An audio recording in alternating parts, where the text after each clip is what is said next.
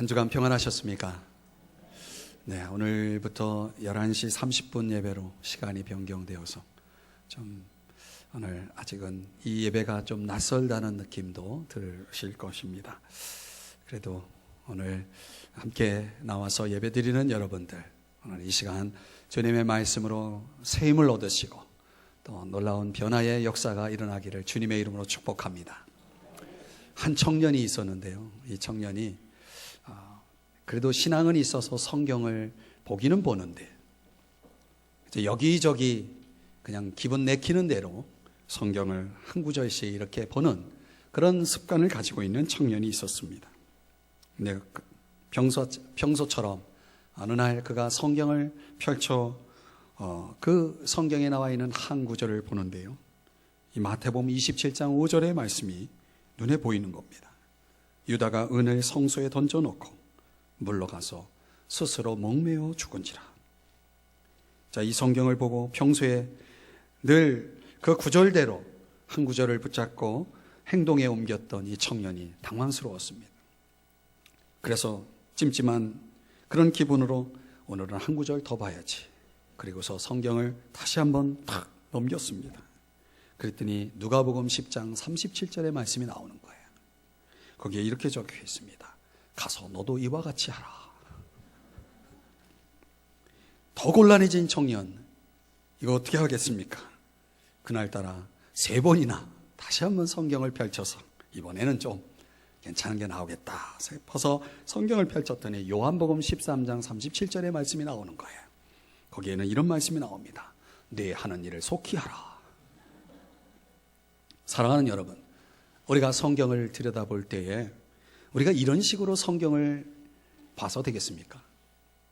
그저 기분 내키는 대로 여기저기 성경 눈에 들어오는 것을 우리가 생각하면서 신앙생활을 한다는 것은 매우 위험할 뿐만 아니라 매우 혼란스러운 신앙생활이 될 수밖에 없습니다.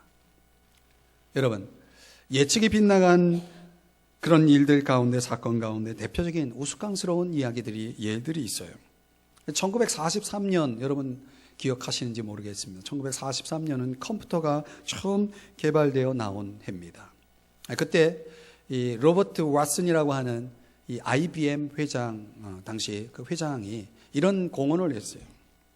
예견이죠. 온 세계가 이 컴퓨터를 만약에 산다면 5대도 제대로 안 팔 거다. 이렇게 그가 아주 떵떵거리면서 예견을 했는데 어떻게 됐습니까? 그의 예견이 맞아 떨어졌나요? 여러분, 빗나간 거죠. 이렇게 또 1970년에 사람들이 이런 기사들이 나왔는데, 이대로 가면 2010년이 되면 이 석유 매장난 완전히 바닥이 날 것이다, 이렇게 예견을 했습니다. 2015년을 살고 있는 우리가 볼 때에 어떻습니까? 역시 그 예측 역시 빗나갔습니다. 오늘 우리가 살아가는 동안 사람들 가운데는 이런 잘못된 확신, 잘못된 어떤 내용들, 이런 것들을 아주 그냥 확신을 가지고 믿고 살아가는 사람들이 있습니다. 잘못된 근거에 의해서, 잘못된 근거를 기준으로 해볼 때에 분명히 그것은 우리가 그것이 사실이 아니라는 그런 내용들을 우리가 확인하게 됩니다. 여러분, 성경을 부정하는 사람을 가리켜서 우리는 불신자라고 말합니다. 그리고 성경을 왜곡하는 사람을 가리켜서 성경을 잘못된 해석을 가지고 성경을 가지고 살아가는 사람들, 성경은 있지만 그 잘못된 관점, 해석을 가지고 성경을 들먹거리는 사람들을 가리켜서 우리가 이단이라고 말합니다. 그런데 이런 불신자보다 또 이단보다 더 나쁜 것은 뭐냐면, 믿는 사람들이 성경을 가지고 있으면서도 성경을 망각하며 살아가는 사람들입니다. 일명 제가 붙인 이름대로라면 탕자입니다. 잠언 29장에 보면은 이런 말씀이 나옵니다. 묵시가 없으면 백성이 방자히 행한다. 여기서 말하는 묵시는 말씀이고, 방자히 행한다는 것은 제멋대로 산다는 것입니다. 여러분, 우리가 하나님의 말씀을 알고 또 이 성경이라는 것을 갖고 있으면서도 불구하고 사람들이 성경을 망각하며 살아간다면 그 사람들의 삶은 어떤 삶이 되겠습니까? 방자히 행하는 삶이 되어지는 것입니다. 불신자도 문제고 이단도 문제지만 성경을 가지고 있다라고 말하는 믿는 사람들이 성경을 망각하면서 성경 없이 살아가는 것 또한 문제인 것입니다. 저는 이것이 더 심각한 문제라고 생각이 됩니다. 이렇게 살다 보면 우리 믿는 사람들이 종종 잘못된 길을 갈 수밖에 없는 것이죠. 우리가 이제 로마서 13장을 계속해서 이 세 주에 걸쳐서 오늘까지 세 주에 걸쳐서 살펴보고 있는 가운데 우리가 지금까지 우리가 훌륭한 시민으로 살아야 한다라고 하는 측면과 그리고 주변의 이웃들을 사랑하는 좋은 이웃이 되어서 살아가야 한다는 말씀을 우리가 나눴죠. 자, 우리가 오늘 본문에서의 주제는 무엇입니까? 깨어있는 삶을 살아야 한다는 것입니다. 한번 따라 하십시다. 깨어있자.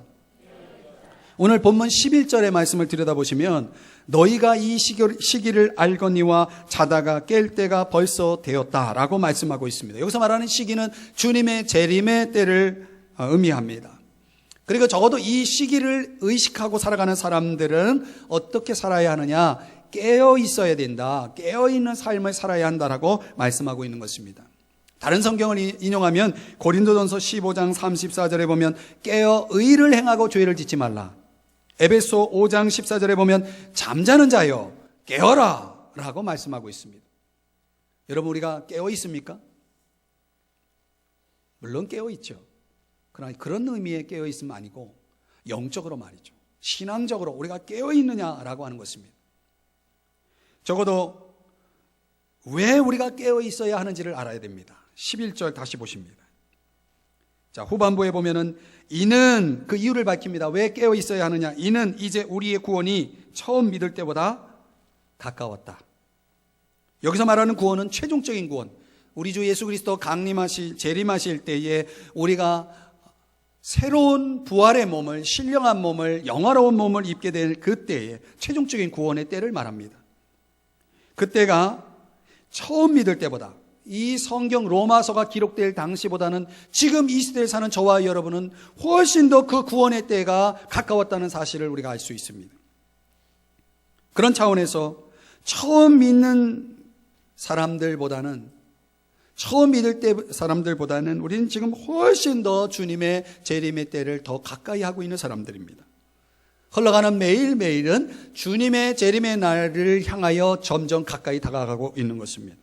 그날이 되면 우리는 그리스도와 함께 하늘로 올라가서 영원토록 영생을 누리게 될 것입니다. 믿으십니까? 성경의 사실이에요. 그냥 사람이 지어낸 얘기가 아니고 하나님 말씀이고 약속인 것입니다. 그런데요, 여기서 문제가 있어요.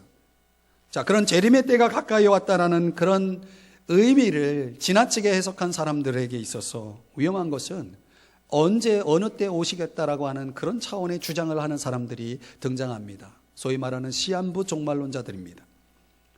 과거 오래전에 우리 한국교회를 휩쓸고 갔던 그런 잘못된 성경 해석자들에 의해서 우리 한국교회가 굉장히 어려움을 겪었습니다. 이제 그들이 지금은 미국에 가가지고 미국에서 또 하나의 선교회를 구성해서 지금은 때를 이야기하지 않는 대신 어떤 과학적이고 어떤 현대적인 것들을 가지고 주님의 재림에 대한 그런 잘못된 사상을 전하는 사람들이 있습니다.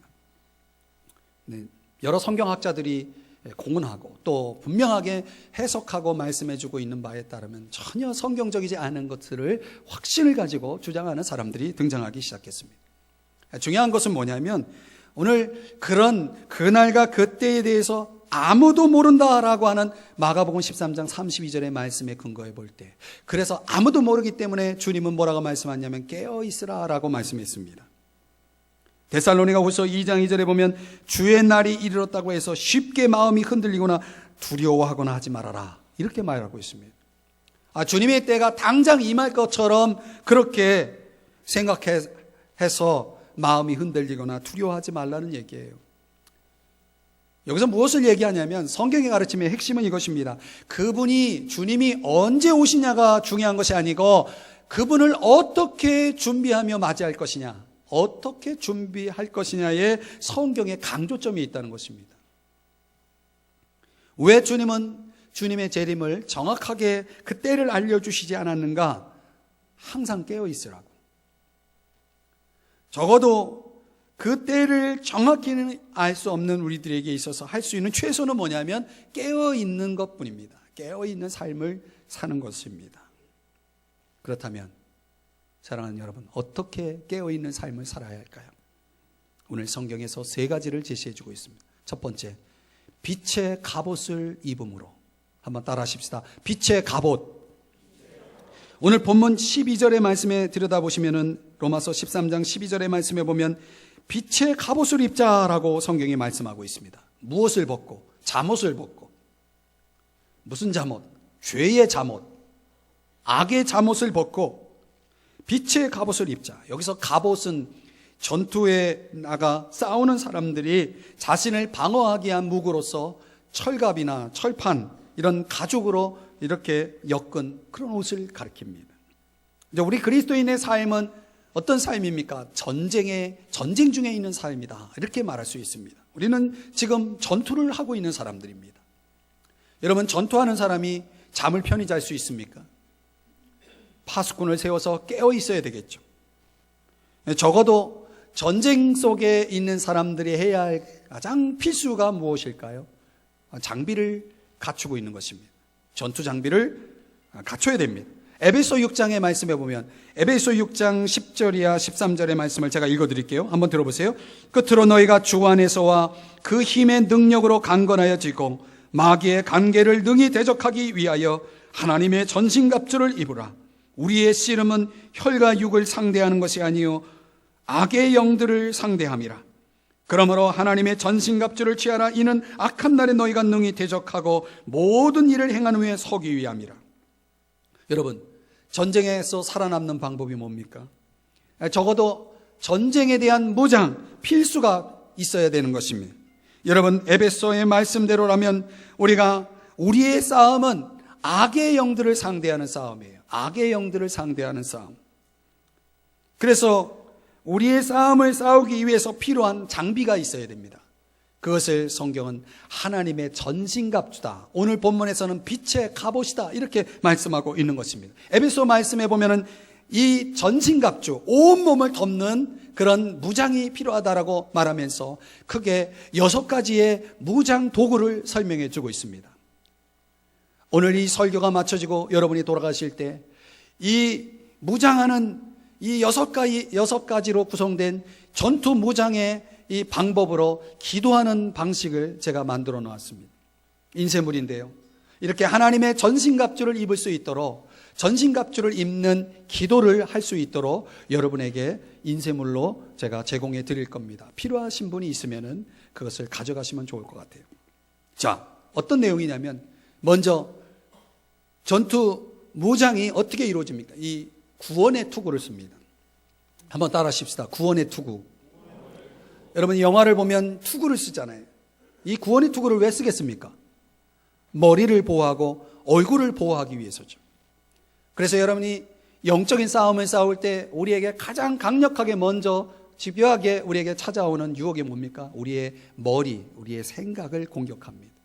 마귀는 생각을 공격하고, 그리고 이 생각이 어떻게 들어가냐면 우리가 눈으로 보는 것을 통해서, 또 귀로 듣는 것을 통해서, 그리고 우리의 입을 통해서 그 악한 것들이, 악한 역사들이 우리를 공격해 옵니다. 구원의 특허를 쓰고 있어야 되는 것입니다. 여러분, 사람들이 무너지는 걸 보세요. 입으로 무너지죠. 보는 것 때문에, 듣는 것 때문에 사람들이 넘어집니다. 마귀는 집중적으로 우리의 머리를 공격하려고 합니다. 투구를 써야 합니다. 구원의 투구를 써야 합니다. 두 번째는 이 가슴을 보호하는 의의 호심경, 흉배라고도 말합니다. 여러분, 적이 우리를 공격해 올 때 치명적인 또 상처를 입는 곳이 어디냐면 여기 가슴입니다. 이 가슴의 중심에는 심장이 있습니다. 사람이 심장을 중요하게 여기잖아요. 그 심장을 우리는 또 마음이라고 표현합니다. 근데 우리 마음을 공격해오는 마귀의 그 공격의 화살을 막기 위해서 우리가 의의 흉배를 붙여야 됩니다. 우리가 의의 흉배를 붙인다는 것은 의롭다함을 얻었다는, 내가 하나님 앞에서 의롭다함을 얻었다라고 하는 이런 확신을 갖는 것을 말합니다. 하나님의 의, 십자가의 의를 얻은 것입니다. 그런데 그 십자가의 의를 얻었을 뿐만 아니라 그 의를 계속해서 유지해 나가고 있어야 돼요. 그렇게 해서는 우리가 해야 할 일은 뭡니까? 의로운 삶을 살고 있어야 되고, 그리고 더 나아가서는 의에 줄이고 목마른 사람이 되어야 하는 것입니다. 여러분, 그런 가운데서 우리의 욕심을 버리고 우리의 마음속에 성령을 받아야 됩니다. 성령을 모셔드려야 됩니다. 이런 역사들이 의의 호심경으로 무장하는 일이 없으면 마귀가 계속해서 우리의 마음을 공격해 온다는 사실이에요. 세 번째는 진리의 허리띠가 있습니다. 여러분, 씨름하는 선수들, 그리고 더 나아가서 역도하는 선수들이 힘을 내기 위해서 뭐합니까? 허리띠를 잡아맵니다. 힘을 내기 위해서입니다. 우리 신앙인들의 영적인 싸움에서 힘을 내기 위해서 필요한 게 뭡니까? 허리띠입니다. 이 허리띠는 무엇으로 이루어진 허리띠입니까? 진리의 허리띠. 사람이 언제 힘을 낼 수 있습니까? 진실할 때, 또 정직할 때. 더 나아가서 여러분, 저와 여러분이 창세기서부터 요한계시록까지 성경 66권을 잘 알아야 됩니다. 읽어야 됩니다. 배워야 됩니다. 그렇게 해서 여러분이 진리라는 허리띠를 단단하게 맸을 때 여러분들은 이 세상에서 강하고 담대하게 그렇게 살아갈 수가 있는 것입니다. 평안의 복음의 신이 또 있습니다. 여러분, 때로는 전투장에서 발이 상처를 입으면 여러분 전투를 원활하게 할 수가 없습니다. 그래서 우리가 발을 보호하기 위한 신발을 신는데 무슨 신이요? 평안의 복음의 신입니다. 어떤 사람들의 발걸음은, 그들이 신고 있는 신발은 아주 헛된 신발들이 있습니다. 더러운 신발, 남 상처 주는 신발, 죄를 짓는 신발, 이런 신발을 벗어버리고 평안의 신, 복음의 신을 신어야 됩니다. 내가 가는 발걸음마다, 내 삶의 자취마다, 내가 다니는 그 자취마다 평안을 심고, 그런 섭리적 만남 속에서 사람들에게 평안을 전하고 복음을 전해서 예수 믿게 하는 그런 신발을 신고 다니는 사람이 되어야 하는 것입니다. 그리고 믿음의 방패가 있어야 됩니다. 이제 이 믿음의 방패는 머리끝부터 발끝까지 적의 공격의 화살을 막아낼 수 있는 방패가 있어야 되는 것입니다. 우리들에게 필요한 건 무엇입니까?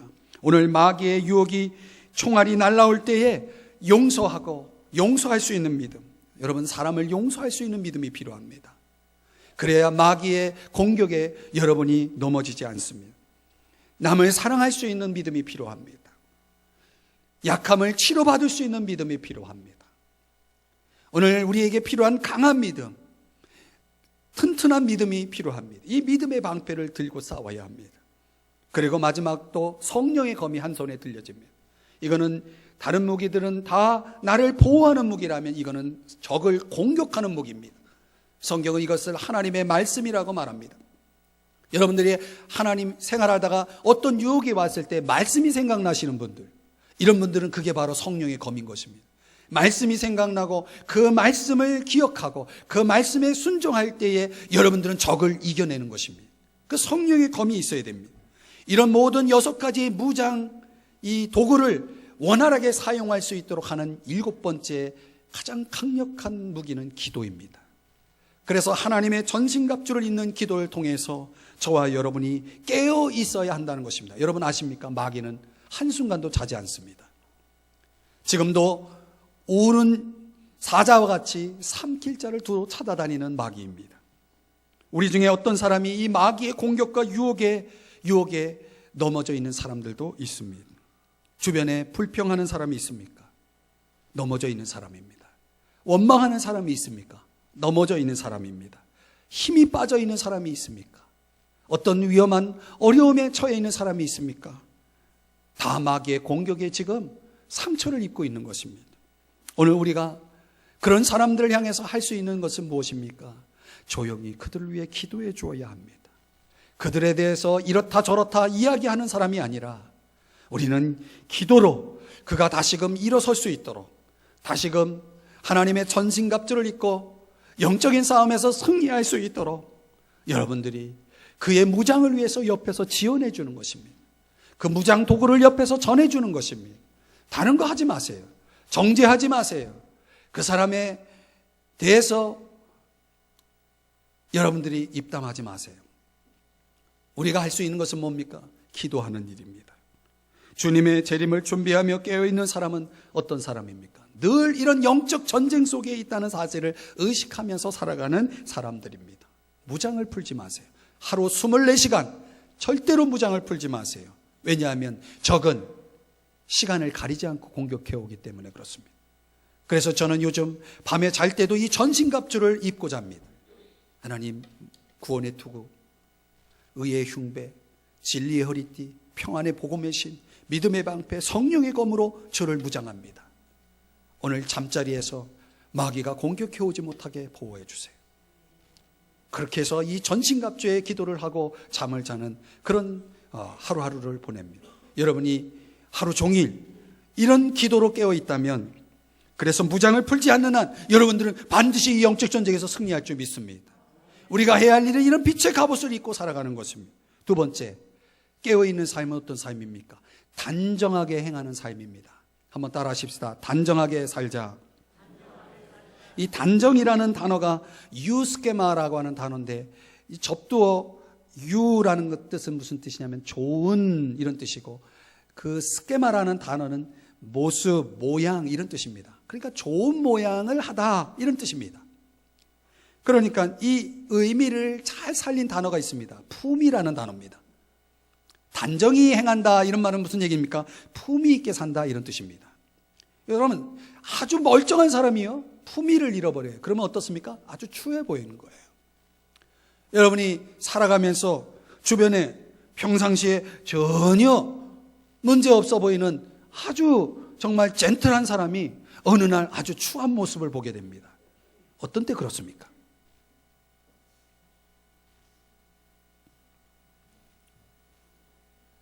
죄송하지만 저는 이제 길을 가다가 우리 성도님들을 볼 때면 반갑게 달려가서 맞이하는 분도 있고 제가 슬슬 피하는 분들이 있습니다.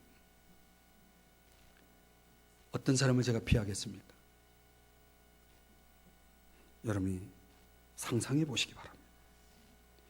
품이 있는 그리스도인의 삶이 있어서 세 가지가 무너지지 말아야 됩니다. 세 가지를 이겨내야 됩니다. 첫째는 술, 두 번째는 성, 세 번째는 사회적 관계입니다. 여러분, 우리 주위의 사회에서 일어나는 문제들을 보세요. 이 세 가지에 다 걸려 있습니다. 사람이요, 높은 학력을 가지고 있고 많은 재력을 가지고 있고 그야말로 사회에서 성공한 사람이라고 하는 사람들 보세요. 뭘로 무너집니까? 다 이 세 가지 때문에 무너집니다. 여러분, 그래서 우리가 살아가는 동안 품이 없는 삶을 살면은요, 이 품이 없는 것은 뭡니까? 결국은 자제심의 결핍입니다. 우리가 이런 것들을 극복해낼 수 있는 이런 자기 조절이 불가능하다면 여러분, 우리는 품위를 잃어버리는 것입니다. 바울이 오늘 품위 없는 행동과 자세에 관해서 6가지를 예를 들고 있습니다. 6가지. 첫째, 방탕. 코모스라는 단어를 쓰는데 아주 무절제한 것. 무절제한 삶이 어떻습니까? 고래고래 소리치면서 먹고 즐기고 돌아다니는 행위. 이거를 코모스라는 단어를 씁니다. 방탕한 것입니다. 그런데 이런 사람들의 특징이 뭐가 있습니까? 그들 속에 뭐가 꼭 들어갑니까? 술이 들어갑니다.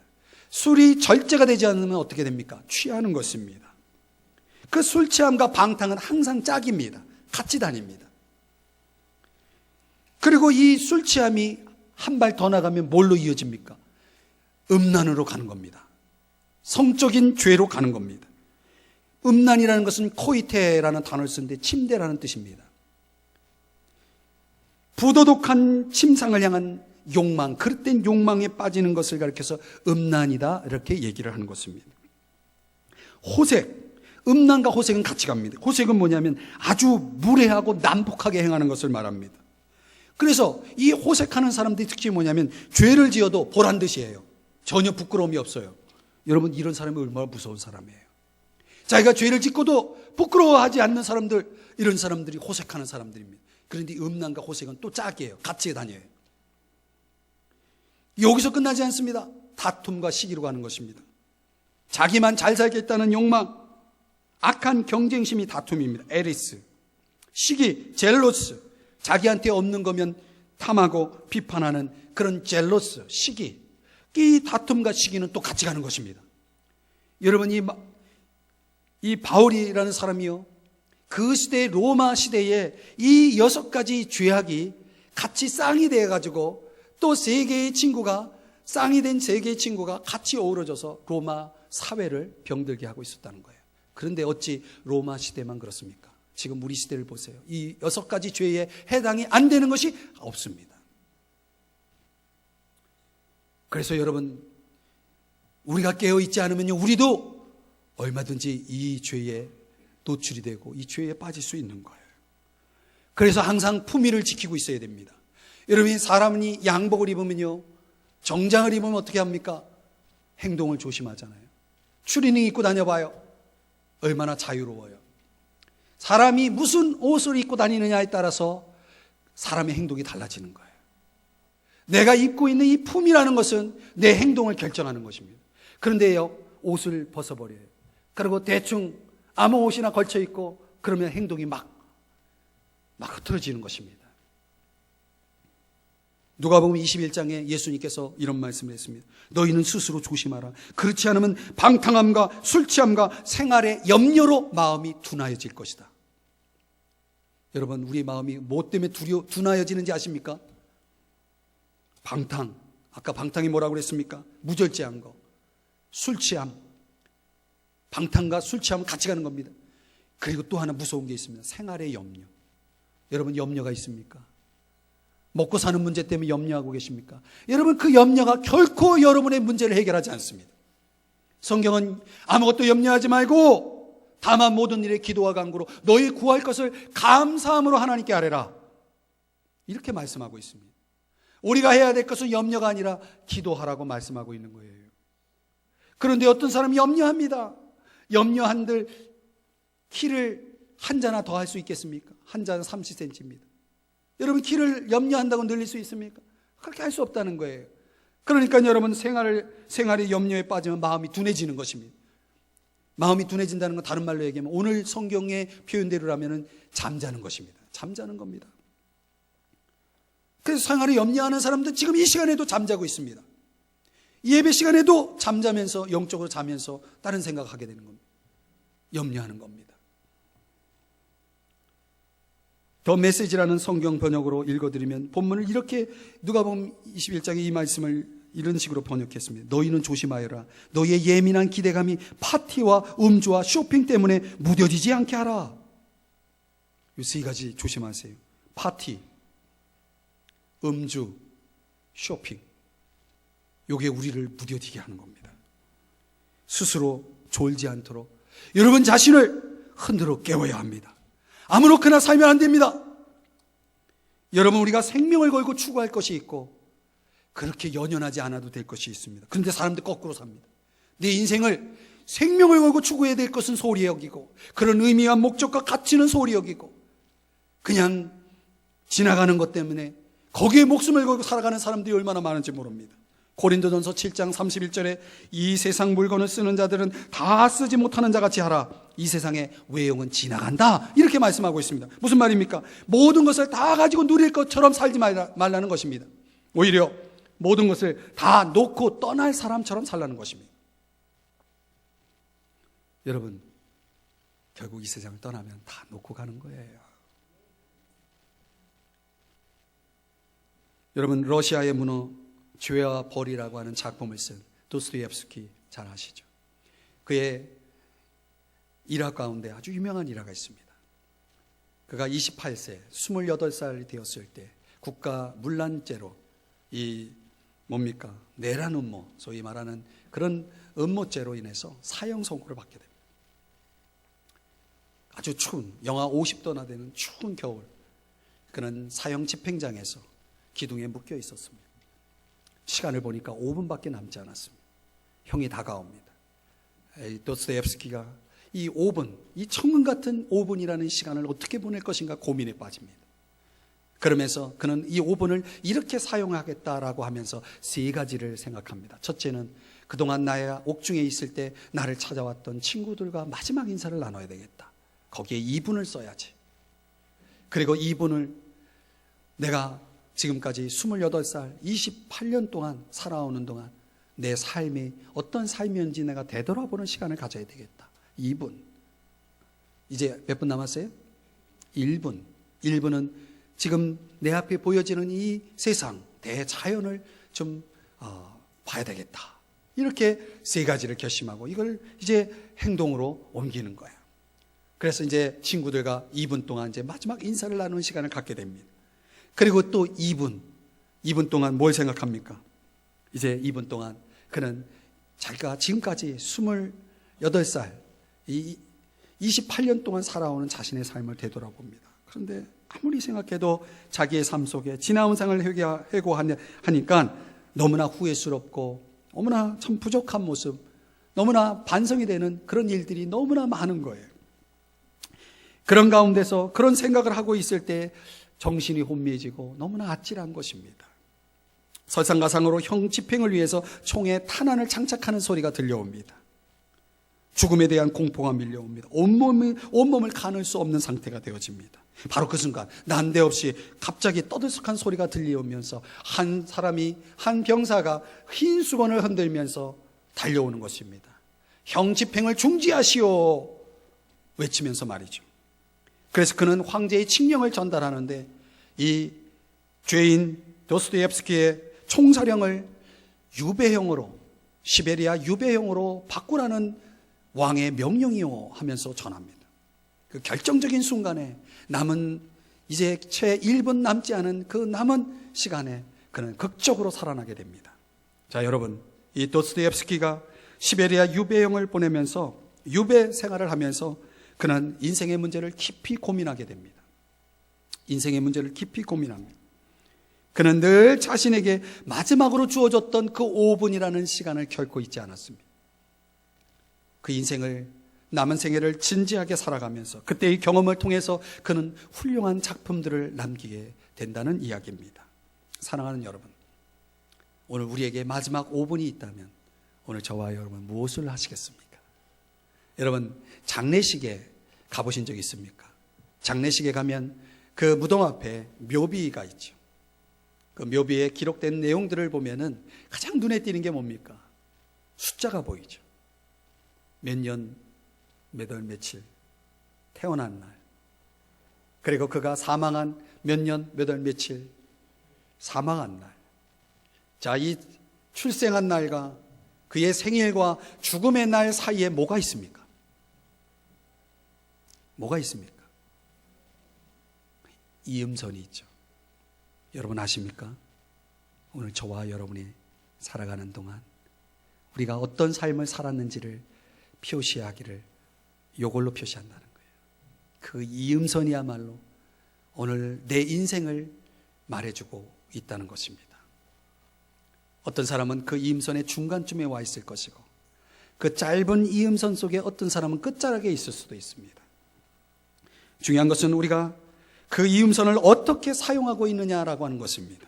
우리가 어느 정도의 길이가 될 것이냐라고 하는 이음선은 우리가 예측할 수 없지만 적어도 그 시간, 이 이음선을 내가 어떻게 그 내용을 채울 것인가의 문제는 오늘 저와 여러분의 선택 속에 있다는 사실을 잊지 마셔야 됩니다. 만약 어쩌면 그리 오래가지 않을지도 모른다라는 그런 생각을 마음속에 기억한다면 오늘 우리가 만나는 사람마다 얼마나 진지하겠어요. 그들을 얼마나 사랑해야 하겠어요. 오늘 내 매일의 매일 그 짧은 순간순간마다 우리는 얼마나 더 감사할 수 있겠어요. 우리가 만나는 부딪히는 사람들이 얼마나 귀한 분들이에요. 전에는 전혀 하지 못했던 그런 사랑으로 그들을 사랑할 수 있지 않을까요?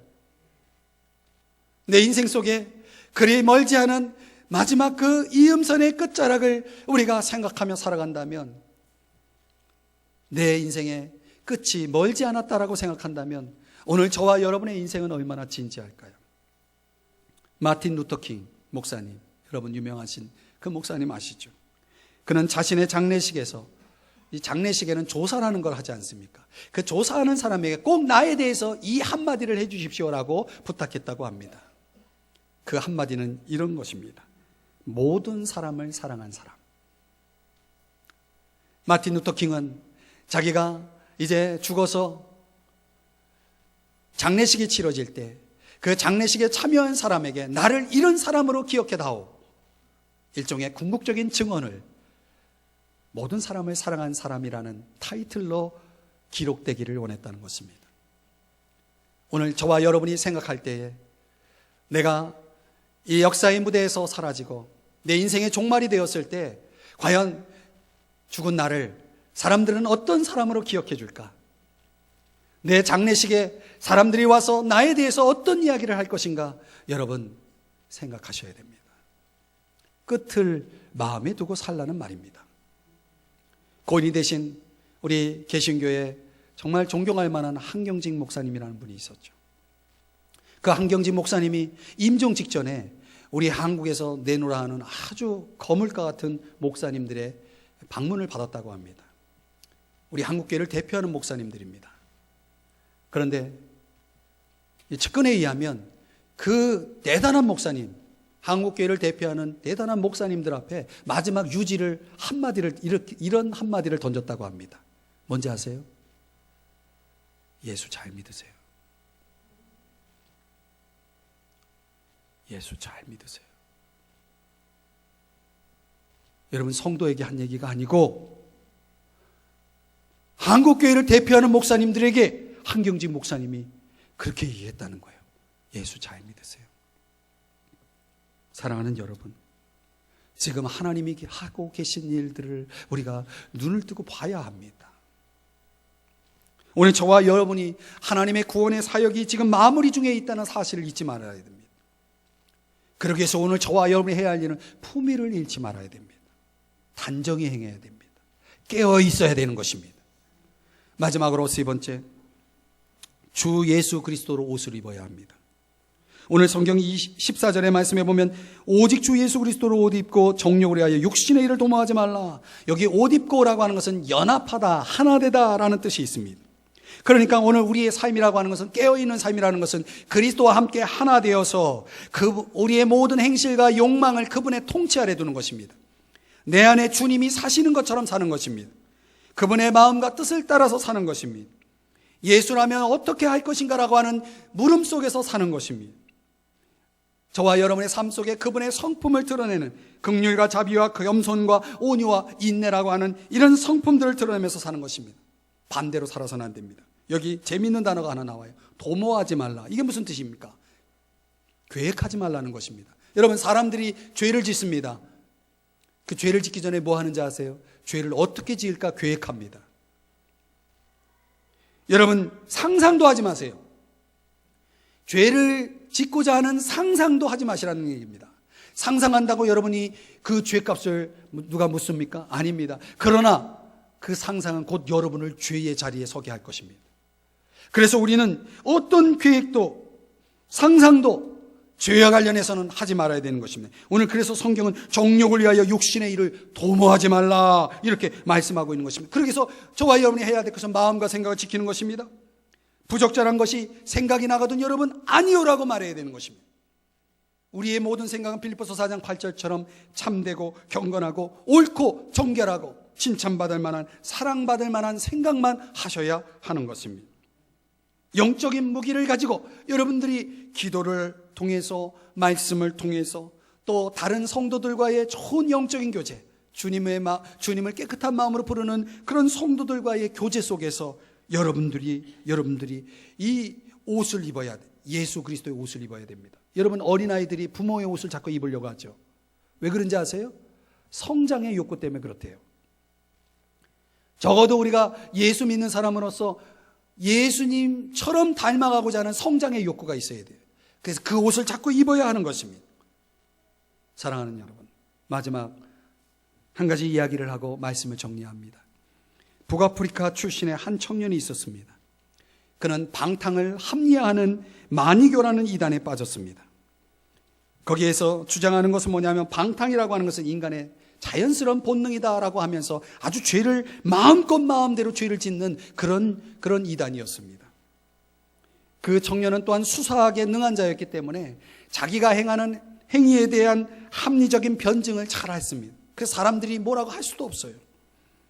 그렇게 죄를 마음껏 자유롭게 짓고 있었던 그 청년의 마음속에 한 가지 문제가 있어요. 그의 양심은 전혀 자유로울 수 없었다는 거예요. 늘 허탈하고 불안하고 공허했다는 것입니다.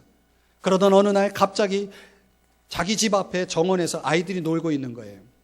그런데 아이들이 노래를 부르면서 놀고 있는데 그 아이들의 노래소리와 동시에 마치 하늘에서 어떤 음성이 들려오는 거예요. 펴서 읽어라. 펴서 읽어라. 아이들이 부르는 노래인지 아니면 어디선가 들려오는 노래인지 당황하면서 이 청년이 말이죠, 그 앞에 보니까 자기 앞에 바로 책상에 책이 하나 있어요.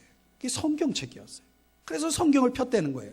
그리고 제일 눈에 자기의 이 눈길에 닿는 부분을 읽었습니다. 그 부분이 어떤 부분이냐면 바로 오늘 성경 로마서 13장 13절 14절이었어요. 낮에와 같이 단정히 행하고 방탕하거나 술 취하지 말며 음란하거나 호색하지 말며 오직 주 예수 그리스도 옷 입고 정욕을 위하여 육신의 일을 도모하지 말라. 이 말씀을 청년이 듣는 순간, 그리고 이 말씀이 다가오는 순간 그 마음의 모든 어둠, 방탕의 모든 어둠이 물러갔습니다. 회개했습니다. 그의 죄를 회개했습니다. 그리고 어머니가 어려서부터 그를 위해서 기도해왔던 대로 그리스도의 위대한 제자로 변화되어집니다. 그가 바로 성 어거스틴입니다. 방탕하던 어거스틴이 성자 어거스틴으로 변화되어지는 사건이었습니다. 사랑하는 여러분, 아직도 우리 마음속에 꿈틀거리고 있는 욕심, 탐욕스러운 잘못된 욕심에 사로잡혀 있는 분이 있습니까? 아직도 세상을 즐기며 살고 싶어 하십니까? 그래서 그 즐김을 위해서라면 죄를 계획해도 된다라고 생각하십니까? 신앙적 포미를 잃지 말아야 됩니다. 주님의 말씀으로 깨어나야 합니다. 성령의 역사로 잠에서 깨어나야 하는 것입니다. 오늘 성경은 우리에게 그것을 말씀해 주고 있는 것입니다. 오늘 저와 여러분이 주님이 오시는 그날까지 해야 할 일이 뭡니까? 그분이 오신다면 그분이 이제 우리의 모든 행위를 심판하실 것인데 그날이 꾸준히 다가오고 있다는 사실을 우리는 망각하지 말아야 합니다. 그리고 어쩌면 그날이 오기 전에 우리 인생의 종말이 먼저 올 수도 있습니다. 그때 오늘 저와 여러분이 기억할 것은 그리스도를 믿는 순간 우리 마음속에 하나님의 나라가 임하여 있다는 사실을 잊지 마십시오. 그리고 그 하나님의 나라가 완성될, 아직 이루어지지 않은 하나님의 나라가 곧 도래할 것을 또한 믿으시기를 바랍니다. 그래서 깨어 있어야 되는 것입니다. 깨어 있기 위해서 빛의 갑옷 하나님의 전신갑주를 입고 늘 단정히 품위 있게 살며 오직 주 예수 그리스도와 연합하여 그분의 옷을 입고 여러분 주님이 원하시는 주님대로의 삶을 사셔야 합니다. 여러분 깨어 계시나요? 인생의 끝날을 기억하십시오. 역사의 종말을 마음에 두고 사시기 바랍니다. 머리 숙여 기도하겠습니다. 오늘 이 시간